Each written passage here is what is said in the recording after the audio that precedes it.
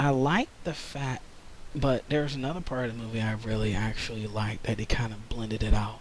Is like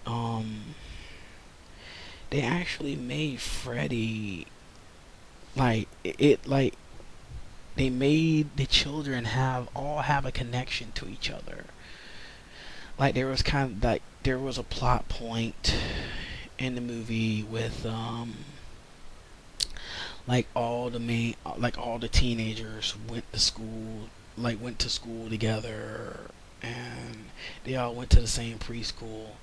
And the reason why and all this craziness going was happening because the thing about it was Freddie was the gardener, was like the groundskeeper at the preschool, and the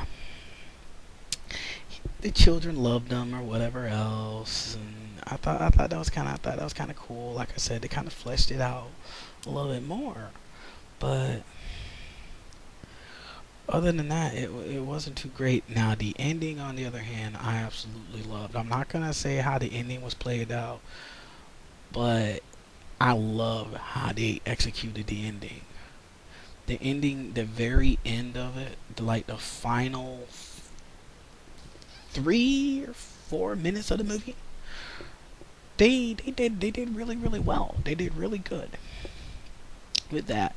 Of course, they're gonna leave a potential for a sequel, and I'm pretty sure that they're gonna release a sequel. I don't know if it's gonna be number one this weekend or not, but it was pretty decent.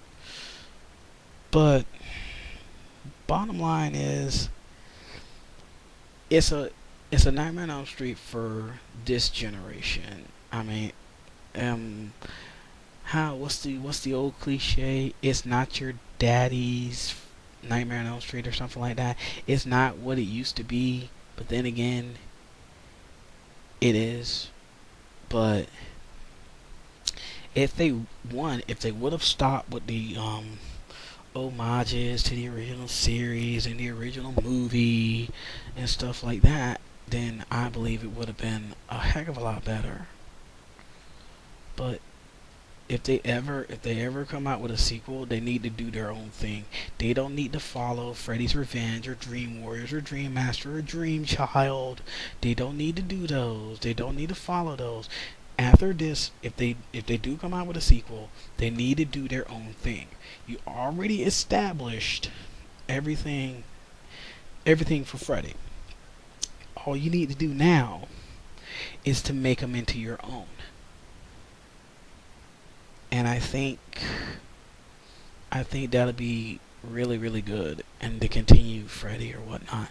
I mean, but then again, it also can backfire if you try to make someone into something they're not. I can say an example with the Friday the 13th remake that came out last year.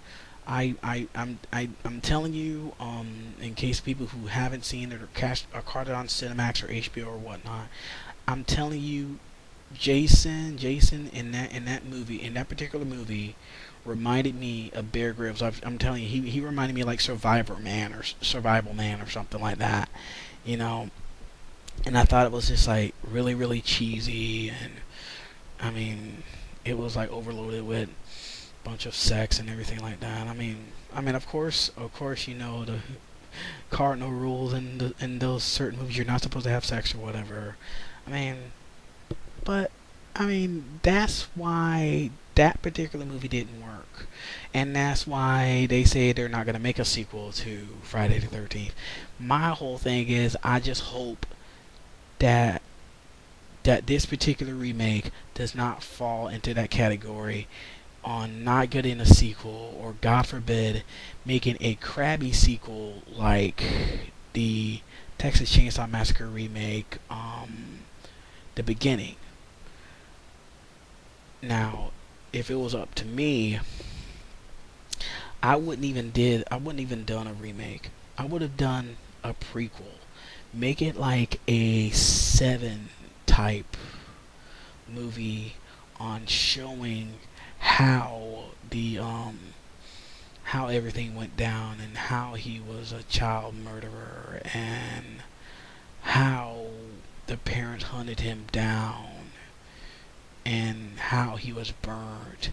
And the perfect ending for that particular movie is him and them showing Freddy burning, and then like him like selling his soul to the dream demons or, or whatnot. And that would be like really really perfect for that, for if they ever make a prequel.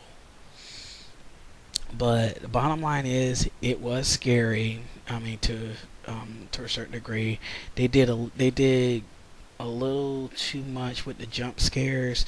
The camera was a little too close. It was like a third person behind the shoulder type camera or whatnot. I mean, they relied so much on that. It kind of like you was like it was like you was almost in first person view. But other than that, it was a really enjoyable movie. I would have to give it a 3 out of 5. Um, but I mean, I won't like go see it again. But I might.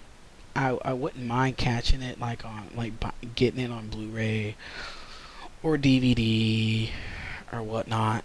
Um, just to see how everything plays out. So, that's about it for this first edition of the Black Sheep review. And this is Andrew, and good night, everybody.